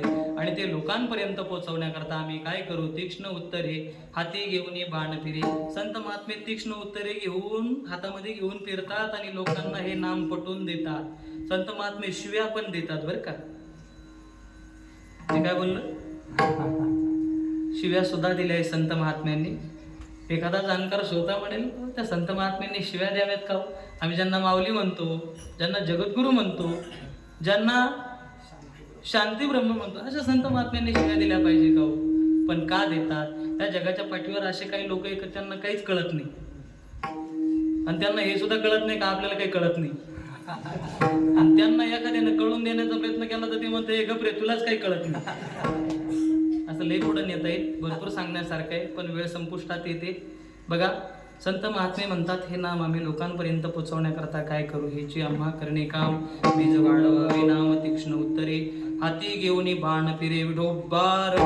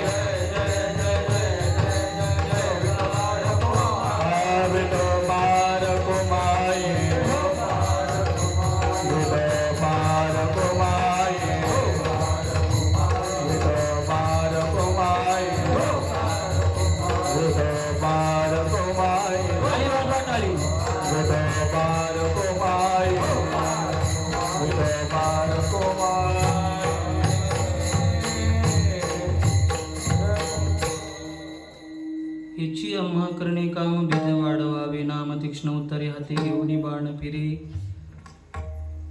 जगद्गुरु तुकोबरायांच्या या 3 चरणाच्या संबंधाने बोलू गेलेलो आहे. आता शेवट एकदा भगवान परमात्म्याचं चिंतन करा. 1-2-5 मिनिटामध्ये सेवा सुपूर्द करायची आपल्याला. एकदा भजन करा. ज्ञानेश्वर माऊली ज्ञानराजा माऊली तुकाराम, माऊली ज्ञानेश्वर माऊली ज्ञानराजा माऊली. 5 मिनिटं माझ्याकडे शिल्लक आहे. मी का दोन्ही भजनं बरोबर घेतले? लोकांना बरं वाटतं बरं का. हे 2 भजनं ऐकले का थोडं लोकांना बरं वाटतं म्हणून म्हटलं एकदाच घेऊन टाका. विठोबा रखुमाईला नाही थोडं कमी वाटतं, पण ज्ञानेश्वर माऊली झालं का लोकांना वाटलं सुटलं वा एकदाच नाही का. म्हणून ज्ञानेश्वर माऊली भजन झालंय. जगद्गुरु तुकोबराय शेवटच्या चरणामध्ये म्हणतात हे नाम आम्ही पोचवत असताना कोणाची भिडभाड बाळगणार नाही. नाही भिडभाड तुका म्हणे साना थोर. तो साण असू द्या, थोर असू द्या, किती मोठा असू द्या, आम्हाला त्याच्याशी काही घेणं देणं नाही. आमचं एकच काम राहील, आमच्या धर्माचं नाम आम्ही त्यांच्यापर्यंत पोहोचवल्याशिवाय राहणार नाही. इथं लई मोठमोठे लोक आहे पण संत महात्म्यांनी त्यांचा कधी विचार केला नाही, त्यांची कधी भेडभाड बाळगली नाही. जगद्गुरु तुकोबरायांचा विचार करा ना. छत्रपती शिवाजी महाराजांनी जगद्गुरु तुकोबरायांना नजराणा पाठवला होता, बरोबर आहे की नाही? मला सेवा लवकर आटोपती घ्यायची. नजराणा पाठवला. जगद्गुरु तुकोबराय तो नजराणा छत्रपतींना परत पाठवतात. आणि परत पाठवत असताना जगद्गुरु तुकोबरायांनी त्या पत्राद्वारे लिहिलंय. तुकोबराय म्हणाले काय दिला ठेवा आम्हा विठ्ठलाची व्हावा, ये रवित्त धन ते मज मृत्यू के समान. आणि तुकोबराय छत्रपतींना म्हणतायत ऐका छत्रपती, कदाचित मी हा नजराणा तुम्हाला परत पाठवतोय ना, याचा कदाचित तुम्हाला अपमान वाटेल. काय वाटेल? अपमान वाटेल. पण तुकोबराय म्हणाले राजांना राजे, तुम्ही तर नुसते राजे महाराष्ट्राचेच आहात. तुकोबराय म्हणतात, तुम्हाला जर अपमान वाटत असेल ना, तर तुका म्हणे आम्ही राजे त्रैलोक्याचे, आम्ही तीनही लोकांचे राजे महाराज. नाही विडवाड, नाही बाळगली तुकोबरायांनी कोणाची विडवाड. सद्गुरु गुरुनाम गुरुजोग महाराजांच्या जीवनातला एक प्रसंग आपल्या समोर ठेवतो आणि सेवा सुपूर्द करतो. बघा, सद्गुरु गुरुनाम गुरुजोग महाराजांचं कीर्तन एका पश्चिम महाराष्ट्रामध्ये एका मोठ्या राजाने आयोजित केलं होतं. संत महात्मे हे नाम लोकांपर्यंत पोहोचवण्याकरता बिडबाड बाळगत नाही, या संबंधाने मला सांगायचंय. बघा, एका मोठ्या राजाने सद्गुरु गुरुनाम गुरुजोग महाराजांचं कीर्तन आयोजित केलं. जोग महाराज कीर्तनाकरता गेले आणि गेल्यानंतर जोग महाराजांनी हातात विना घेतला आणि समोर पाहिलं तर ज्या राजाने कीर्तन आयोजित केलं होतं ना, तो राजा मस्त उंच आसनावर थाटामाटात बसलेला होता. आजूबाजूला लोड होते, तक्ते होते, समोर पाणी ठेवलेलं होतं, 2 नौकर होते, 2 चोपदार आजूबाजूला उभे होते. महाराजांनी विना घेतला आणि पाठीमागं पाहिलं आणि राजाच्या समोर अशी चुटकी वाजवली. राजाला सांगितलं, हे राजा उठ, तुला जर कीर्तन ऐकायचं असेल तर सामान्य माणसाप्रमाणे खाली बसून कीर्तन ऐक. तुला जर सामान्य माणसासारखं खाली बसून कीर्तन ऐकायचं नसेल ना, तर मी काय तुझ्या बापाचा बांधलेलो नाही, चाललो लगेच. राजाला जोग महाराजांनी सांगितलं, जो उंच आसनावरती बसलेला होता. राजाने लगेच आपल्या नौकरांना सांगितलं, हे काढा, हे पटकन. सगळं बाजूला काढण्यात आलं आणि राजा सामान्य माणसाप्रमाणे खाली बसून कीर्तन श्रवण करायला बसला. बघा, कीर्तन ऐकत होता. पण ऐका ना, एवढ्या समाजामध्ये सद्गुरु गुरुनाम गुरुजोग महाराजांनी त्या राजाचा अपमान केला होता ना, त्या राजाला दुःख झालं होतं. त्या राजाच्या मनामध्ये महाराजांविषयी खुमखुमी होती. त्या राजाला असं वाटलं होतं, महाराजांनी आपल्याला आदल घडवली ना, आपण सुद्धा महाराजांना आदल घडवायची, अशी खुमखुमी कीर्तन होईपर्यंत त्या राजाच्या मनामध्ये होती. आणि कीर्तन संपलं आणि कीर्तन संपल्यानंतर मग बिदागिरीची पाळी येते. बघा, तुमच्या गावात असते ना बिदागिरीची पाळी येते.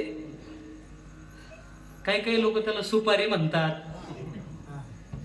हा काय बँड आहे का, डीजे? सुपारी नाही, याला मानधन असं म्हटलं जातं. लोक फोन केले की महाराज तुमची काय सुपारी, आता काय सांगा त्यांना काय. बघा, ऐका, मानधन देण्याची वेळ येते. जोग महाराज बसले आणि मग तो मानधन घेऊन आला. भरधरीत शाल होती, त्यावर पाणीदार नारळ होतं आणि त्या नारळावरती 1 लाख रुपये दक्षिणा होती त्या काळात. बरं का, आज त्याला 150 वर्ष पूर्ण होत आहे, 150-200 वर्ष पूर्ण होत आहे. तेव्हा जोग महाराजांना एका कीर्तनाचे 1 लाख रुपये तो राजा देण्याकरता घेऊन आला होता. ऐका, घेऊन आला. जोग महाराजांना बुक्का लावला आणि बुक्का लावल्यानंतर मनामध्ये खुमखुमी होती ना, महाराजांनी आपल्याला घडवली, आपण सुद्धा महाराजांना आदल घडवायची. पुढे आला, बुक्का लावला आणि बुक्का लावल्यानंतर असं पुढे केलं आणि सांगितलं, महाराज घ्या. हे शब्द कळतात ना आपल्याला, हे उपेक्षात्मक बोलणे बरं का. महाराज घ्या. जसं आमच्यासारखे काही महाराज मंडळी एखाद्या मोठ्या माणसाच्या घरी पंक्ती करता गेली की त्याच्या घरी गुलाबजाम असतात. बघा, आजही होते. ते काय मनात आणू नका बरं का. आज जरा जेवणा करता बरं वाटलं. महाराज, या परिसरातलं खाणं अत्यंत गोड आहे. आज पहिल्यांदा मला तांदळाची भाकर खाण्याकरता मिळाली. मी जेवलोय. बघा, आमच्यासारखे महाराज लोक, आता आपले हे गरीब आहे, गरीब परिसर आहे, सुंदर आहे. आपल्यासारखा समाधानी या जगाच्या पाठीवर कोणी नाही महाराज. ऐका, मला ते विस्ताराने मांडायचं नाही, पण ऐका, राजाच्या मनामध्ये खुमखुमी होती. मला सांगायचंय, तो उपेक्षात्मक बोलत होता जोग महाराजांना. घ्या महाराज. जसं आम्ही जातो ना एखाद्या मोठ्या माणसाच्या घरी, मग गुलाबजामची पंगत असते, तो वाढण्याकरता येतो. महाराज घ्या घ्या घ्या घ्या आग्रह करतो. त्याचं एकच म्हणणं असतं, पाहिले का महाराज तुम्ही तुमच्या बाप जन्मी कधी, असं त्याचं म्हणणं होतं त्या राजाचं. महाराज पाहिले का तुम्ही आजपर्यंत या काय कीर्तनाचे 1 लाख रुपये. काय म्हणत होता, महाराज घ्या. कदाचित तुम्ही भरपूर कीर्तन कराल, भरपूर कीर्तन कराल, पण एका कीर्तनाचे 1 लाख रुपये देणारा यजमान तुम्हाला तुमच्या जीवनामध्ये कधीच भेटणार नाही. महाराज हे घ्या. पण जोग महाराज होते ते. जोग महाराजांनी त्या राजाला सांगितलं, हे राजा, हे श्रीफळ माझ्या मानाचं आहे, ही शाल माझ्या मानाची आहे, मी ती स्वीकारतो आणि हे 1 लाख रुपये परत घे. पण त्या राजाच्या मनामध्ये खुमखुमी होती. तो पुढं करत होता, तो म्हणत होता, महाराज घ्या. नाही मिळणार तुम्हाला एवढे पैसे. एका कीर्तनाचे 1 लाख रुपये या काळात तुम्हाला कोणी देणार नाही. महाराज हे घ्या. पण जोग महाराजांनी त्याला सांगितलं, हे गड्या, कदाचित एका कीर्तनाचे 1 लाख रुपये देणारे यजमान मला माझ्या जीवनामध्ये भरपूर भेटतील. पण तो तरी म्हणत होता, महाराज घ्या. पण जोग महाराजांचे वाक्य ऐका. जोग महाराजांनी सांगितलं, हे गड्या, जे माझ्या मानाचं आहे ते मी स्वीकारलंय, पण हे परत घे, हे नको मला. पण तो ऐकत नाही. महाराज घ्या, नाही देणार तुम्हाला एवढे 1 लाख रुपये कोणी.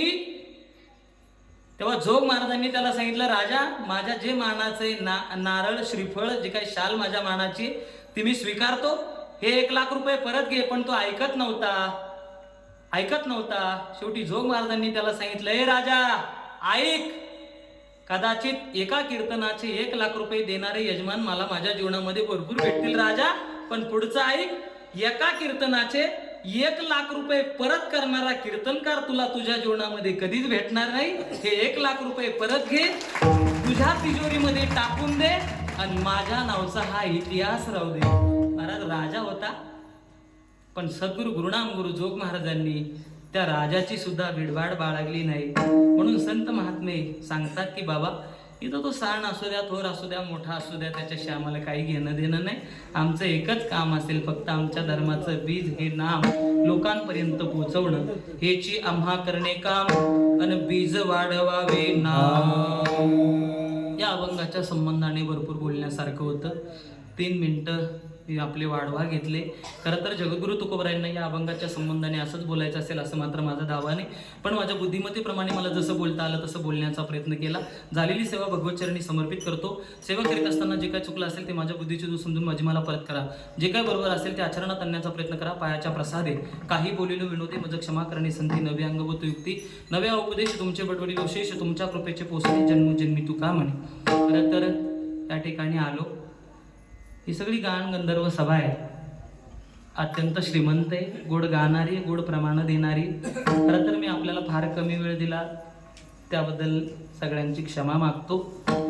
गोड गाणारी होती, पण या अभंगाच्या संबंधाने मला असं वाटलं जेवढं योग्य आपल्यासमोर मांडता येईल तेवढं मांडण्याचा मी खऱ्या अर्थाने इथं प्रयत्न केलेला आहे. आपल्या गावचं भूषण, आपल्या गावचं वैभव, आपल्या गावचे भूमिपुत्र श्री हरिभक्तीपरायण ज्यांचं गोड महाराष्ट्रामध्ये नाव आहे. मी महाराजांचं काल्याचं कीर्तन आमच्या परिसरामध्ये ऐकलं होतं. गोड कीर्तन आहे, गोड अभ्यासू कीर्तन आहे. खरं तर आपल्या गावचं हे धन आहे बरं का. आपलं गाव पूर्ण महाराष्ट्रामध्ये नावलौकिक होतं आहे. मी पाठीमागं त्यांचे स्टेटस पाहिले होते. पंढरपुरामध्ये सुद्धा ज्यांनी, मला तरी वाटतं सभामंडपामध्ये, विठ्ठल रुक्मिणी जो काही सभामंडप आहे समोर, तिथं सुद्धा त्यांनी 8 दिवस सप्ताह केला.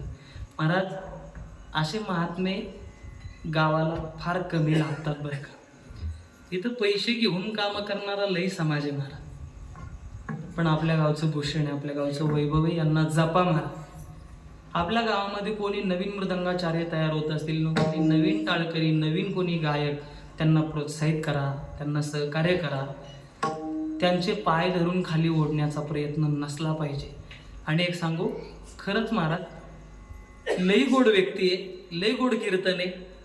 असे रत्न गावामध्ये जन्माला येण्याकरता अनंत जन्माचं पुण्य असावं लागतं. तिळ पुण्य साचा पडे तरी बहुता जन्मी जोडे. महाराजांना कदाचित मी हे बोलतोय ना, हे पटत नसेल बरं का. त्यांनी खरंच अंतकरणापासून सांगतो, त्यांनी मला सांगितलं होतं, महाराज काहीच बोलायचं नाही. पण महाराज अशा काही गोष्टी असतात त्या आपण मांडणं फार गरजेचं आहे. जपा. आणि एक सांगू, मी जपा म्हटलो, पण तुमचं गाव मी जे बोलतोय त्याच्याही पुढे चालतंय. आलो तेव्हा हरिपाठाला इतकी गर्दी, इतके लहान मुलं इकडे येणं फार गरजेचं आहे बरं का. लहान मुलं, आणि ते काम करतात महाराज. गोड हसून खेळून लहान मुलं इकडे आले पाहिजे. लहान मुलं आपलं भविष्य सुरळीतपणे पार पडावं असं ज्या आई बापाला वाटतं ना, त्यांनी इकडं पाठवा महाराज. आपलं भविष्य बऱ्याच लोकांना वाटतं. बरेच लोक आम्हाला बोलताना पाहायला सापडतात, महाराज आमच्या बाळून आम्हाला लाटा मारून घरातून बाहेर काढून दिले. त्याच्यात त्याची चुकी नाहीये, बाळूची, तुमच्या पोराची चुकी नाही. त्यात तुम्ही काही जबाबदार आहात. ज्या वयामध्ये जे योग्य संस्कार द्यायला पाहिजे ते कुठेतरी देण्याकरता आपण कमी पडतो. म्हणून ती परिस्थिती आपल्यावर उडवलेली आपल्याला पाहायला सापडते महाराज. एकच वाक्य सांगतो आणि थांबतो. बघा, ऐका. संस्कार हा बालकाचा हक्क आहे, तर ते पालकाचं कर्तव्य आहे. पालकांनी लक्षात ठेवा, संस्कार हा बालकाचा हक्क आहे, तर ते पालकाचं कर्तव्य आहे. आणि जर त्या संस्कार रूपी हक्कापासून जर तुम्ही तुमच्या मुलाला वंचित जर ठेवाल ना, तर तो मुलगा मोठा झाल्यानंतर वारस हक्कालाच हक्क मानेल आणि वारस हक्क मिळवण्याकरता मग तो बापाच्या कंबडक्या सुद्धा लात घालायला मागं पुढे कधी पाहणार नाही. आणि ती परिस्थिती दिसते महाराज. या नारदाच्या गादीचं वैशिष्ट्य सांगतो. तुमच्या मुलाने या गादीवरती येऊन कीर्तनामध्ये या व्यासपीठावर येऊन फक्त एका कीर्तनात टाळ घेऊन एका कीर्तनाला साथ करू द्या महाराज. इथं येऊन फक्त एकाच कीर्तनात टाळ वाजू द्या. पण या नारदाच्या गादीवरून सांगतो, तुमचा मुलगा तुम्हाला तुमच्या घरातून कधीच बाहेर काढणार नाही. इतकी पवित्र आणि इतकी पावन असलेली ही नारदाची गादी, इतका पवित्र आणि इतका पावन असलेला हा वारकरी संप्रदाय महाराज. म्हणून आपल्या मुलांना योग्य वेळी योग्य संस्काराचं दालन जर कुठलं असेल ना या जगाच्या पाठीवर, ते फक्त हे उरलंय, फक्त हे म्हणजे वारकरी व्यासपीठ उरलंय. पाठवा आपल्या मुलांना इकडं, पाठवलं पाहिजे. आपण पाठवतात म्हणून पुनश्च एकदा समस्त ग्रामस्थांचे धन्यवाद आभार व्यक्त करतो आणि माझ्या वाणीला याच ठिकाणी पूर्णविराम देतो. विठ्ठल जय विठ्ठल जय जय विठ्ठल, विठ्ठल जय जय विठ्ठल.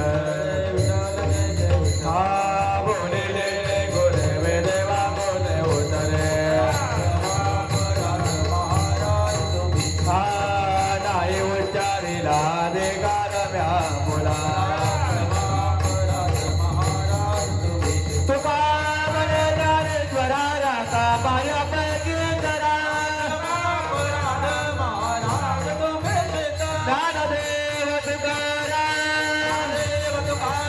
ज्ञानदेव तुकाराम, ज्ञानदेव तुकाराम, तुकाराम तुकाराम.